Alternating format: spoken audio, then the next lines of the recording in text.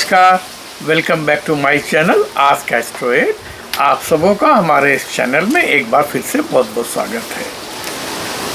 आप सबों को आने वाली होली के त्यौहार की बहुत बहुत शुभकामनाएं। देखिए, होली का त्यौहार हमारे भारत में कश्मीर से कन्याकुमारी और आसाम से गुजरात तक मनाया जाता है और अलग अलग रूपों में मनाया जाता है। बंगाल में जहाँ दोल और आसाम में बिहू और हमारे इधर होली के रूप में। लेकिन इसमें क्या होता है कि उत्तर भारत में ख़ास तौर पे रंग खेलने की और होलिका दहन की परंपरा है। पहले भारत के बहुत से हिस्सों में आज से 30-40 साल पहले ये उतने धूमधाम से रंग खेलना तो नहीं होता था। खासतौर पर मैंने बंगाल और उधर अनुभव किया है कि बहुत ही लिमिटेड ग्रुप्स में लोग रंग खेलते थे और या बहुत कम होलिका जलाते थे। साउथ में भी होलिका दहन बहुत ही लिमिटेड उसमें होता था, लेकिन आजकल ये फिर से वापस अपनी जड़ें जमा रहा है, जो एक बड़ा हर्ष का विषय है। अब आपको एक बात बता दें, होली का जो त्यौहार है ये महत्वपूर्ण तो है। रंग खेलना, इसके बहुत सारे अलग अलग कारण गिनाए जाते हैं कि हम रंग क्यों खेलते हैं, और ये जो होली का त्यौहार है इसी से मिलता जुलता विश्व में और भी जगह होता है। लेकिन ये जो होलिका दहन है ये बहुत ही पवित्र और बहुत ही ये तांत्रिक दृष्टि से इसका बड़ा महत्व है। देखिए, ये सबको मालूम है कि होलिका जो हिरण्यकश्यप की बहन थी, उसको ये वरदान था कि वो आग में नहीं जलेगी, तो वो प्रहलाद जी को गोद में लेकर बैठती है। तो आज भी हमने देखा है वेस्टर्न यूपी में होलिका की प्रतिमा प्रहलाद को गोद में लिए हुए ये लोग होलिका में बैठ के जलाते हैं। और पश्चिम भारत में हमने ये भी देखा है कि बहुत से लोग होलिका की आँच को घर ले जाते हैं, उससे वो लोग कुछ खाना बनाते हैं, प्रसाद बनाते हैं। जबकि पूर्वी भारत में ये प्रथा बिल्कुल नहीं, कोई आदमी होलिका की लकड़ी को घर नहीं ले जाता है। दोनों ही कंडीशन में एक बात समझिए कि जो होलिका की जो रात है, जो पूर्णिमा है, वो तांत्रिक दृष्टि से बहुत ही महत्वपूर्ण है। और उसके बाद में नया साल होता है। होलिका जल जाने के बाद में पूर्वी भारत में स्पेशली उत्तर प्रदेश और बिहार के हिस्सों में हम लोग नया साल इसको मनाते हैं। लेकिन होता क्या है कि ये जो होलिका जो जलती है, इसकी राख में बहुत ही पवित्र शक्तियाँ, तांत्रिक शक्तियाँ विद्यमान होती है। क्योंकि जब होलिका दहन होता है तो ये बड़ा मंत्रोच्चार के साथ में सही तरीके से इसको किया जाता है। ये सिर्फ लकड़ियों के ढेर को आग लगाना नहीं है, अपितु ये एक पूरी तरह से एक बड़ी ही सांस्कृतिक तांत्रिक क्रिया है जो हम करते हैं। अब होली की जो राख होती है, इसका तंत्र शास्त्र में बड़ा महत्व है। और ये होलिका की राख ये आपके दारिद्र्य को एकदम से भस्म करने की ताकत रखती है। आपके रुके हुए काम, आपके जीवन में रुपए पैसे की कमी, इसको ये दूर करती है। तो इसके लिए हमें करना क्या चाहिए, तो आज हम आपको इसके बारे में बताएंगे कि होलिका की राख आपके जीवन की कठिनाइयों को कैसे करे खा। तो देखिए, अब होलिका आ रही है।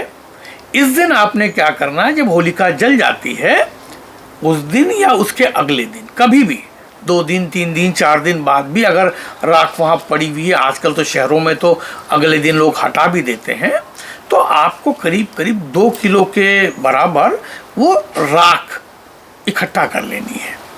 इकट्ठा करके आप घर ले आइए और उसको छलनी से छान लीजिए, ताकि जो मोटे मोटे टुकड़े अध जले या कम जले या कोयले के टुकड़े रह जाते हैं उनको आप हटा दीजिए। जो राख मिलती है उस राख को आप दूध का छींटा दे करके, पानी नहीं, दूध, कच्चा दूध, उबाला हुआ नहीं, उसको आप छींटा दे करके उससे उसको सान लेंगे, जैसे हम आटा सानते हैं। और उसके बाद में हम उसकी 51 गोलियां बनाएंगे। जितनी छोटी छोटी गोलियां बनाई, कोई इतना बड़ा लड्डू बनाने की जरूरत नहीं, उतना बड़ा लड्डू राख का बनेगा भी नहीं, ये भी बता दें। तो जितनी छोटी छोटी गोलियां जो आराम से बंद के रह सकें उतनी आप बना के रखें और इसको छांव में सुखा लें। इसके बाद में आने वाले किसी भी रविवार संडे को आपने क्या करना है कि इन गोलियों में से 51 गोलियां आपको एक किसी भी पत्ते के दोने में, देखिए कागज में नहीं रखना है, धातु में नहीं रखना है, प्लास्टिक में नहीं रखना है। आप केले का पत्ता इस्तेमाल कर सकते हैं, महुए का पत्ता इस्तेमाल कर सकते हैं या पलाश के पत्ते को इस्तेमाल कर सकते हैं, लेकिन जो सर्वोत्तम माना गया है वो केले का पत्ता अथवा कमल का पत्ता और तीसरा जो है पलाश का पत्ता, जिसके दोनों शहरों में आजकल मिलते हैं। आजकल तो लोग वापस प्रकृति की ओर जा रहे हैं, तो चाट वाट वाले भी पहले तो यही इस्तेमाल करते थे, तो आप वो पत्ता इस्तेमाल कर सकते हैं, केले का पत्ता या कमल का पत्ता। अब उस पत्ते में आपने क्या करना है, ये 51 जो छोटी छोटी बॉल्स आपने बनाई हैं ये आपको रख देना है। 51 बॉल रखने के बाद में कोई भी आपके देश का कोई भी एक छोटा से छोटा सिक्का, जैसे 1 रुपये का सिक्का, $1 का सिक्का, 20 सेंट का सिक्का, आप जो भी आपके वहाँ करेंसी हो वो एक धातु का सिक्का रखें। अगर तांबे का सिक्का हो वो सबसे अच्छा माना जाता है।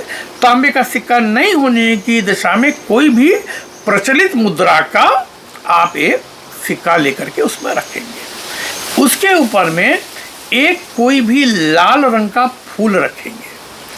फूल रखने के बाद में आप उसमें थोड़ा सा लाल कुमकुम ऊपर से या अबीर, कुमकुम या अबीर उसके ऊपर छिड़केंगे। छिड़कने के बाद में आप एक हरा नींबू लेंगे। हरा नींबू को बीच से काटेंगे, काट करके उसका रस निकाल के आप फेंक देंगे। रस फेंकने के बाद में नींबू को ऐसा उलट लेंगे तो 2 छोटी कटोरियाँ बन जाएंगी, ठीक है ना।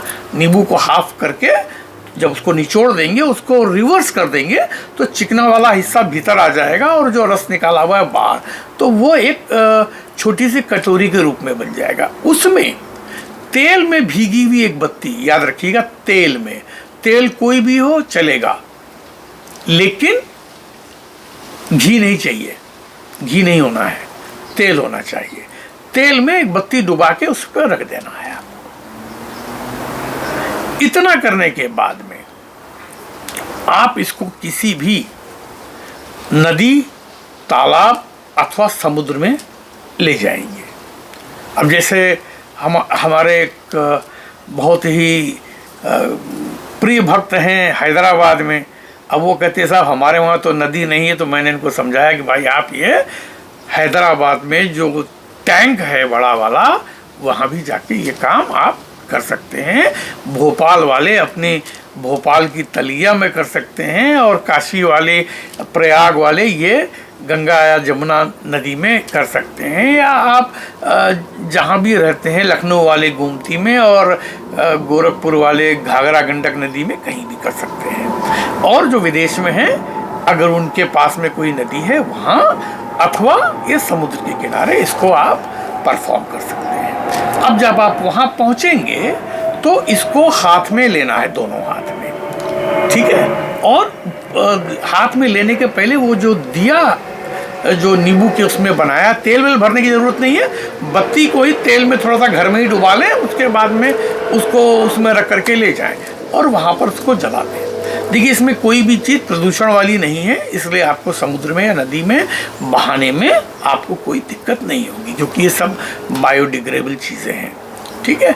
उसके बाद में वो दिया जला के इसको आपने हाथ में उठाना है और हाथ में उठा करके आपने ये दिल में प्रे करना है, प्रार्थना करनी है कि हे ईश्वर, हे होलिका माँ, हमारी जितनी परेशानियां हैं, जितनी समस्या है, वो आपके साथ ही, इस भस्म के साथ ही वो भी भस्म हो, और आज से हमारे रुके हुए काम, और अगर कोई स्पेसिफिक काम है आपका जो आपको लगता है कि ये काम हमारे लिए ज़रूरी है, या जिनको नौकरी की आवश्यकता है और नौकरी नहीं मिल रही है, वो भी ये काम करें, उनके लिए ये बहुत ही कारगर और मुफीद चीज़ है।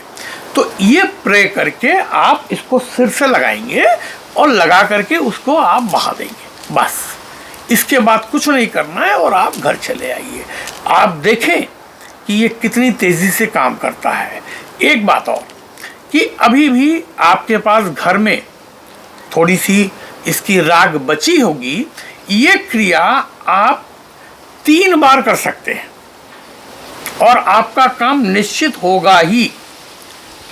और पहले काम के पहली बार प्रवाह करने में और दूसरी बार प्रवाह करने के मध्य में 1 महीने का 30 दिन का अंतराल ज़रूरी है, उसके पहले नहीं करना चाहिए।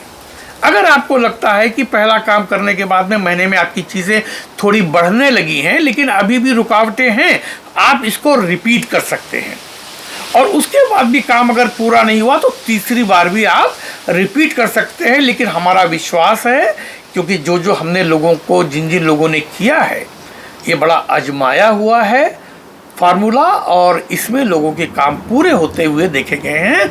आप करके देखिए, श्रद्धा भक्ति से करेंगे, मेरा पूर्ण विश्वास है कि आपको आपके काम में सफलता निश्चित मिलेगी। जो नौकरी खोज रहे हैं उनको नौकरी मिलेगी, जो आर्थिक संकट से जूझ रहे हैं उनको आर्थिक संकट से निजात मिलेगी। तो आपके काम बढ़ेंगे।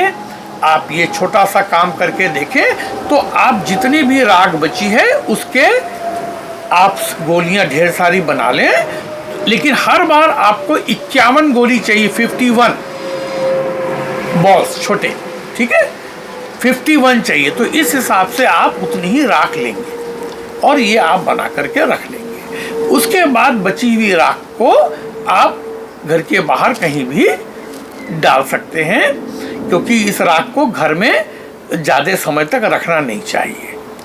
तो ये आप देख लीजिए। तो गोलियां बना के आप रख सकते हैं, गोलियां बना के आप छाए में, लेकिन संभाल के, क्योंकि थोड़ी फ्रेजाइल होती है। तो ये काम करके देखें और मेरी ईश्वर से प्रार्थना है कि आप लोगों को इसमें सफलता मिले और आप सुखी, संपन्न, सानंद जीवन यापन करें। तो देखते रहिए हमारे इस चैनल को। मिलते हैं अगले किसी एक और एपिसोड में। तब तक के लिए सुखी रहिए, स्वस्थ रहिए। नमस्कार।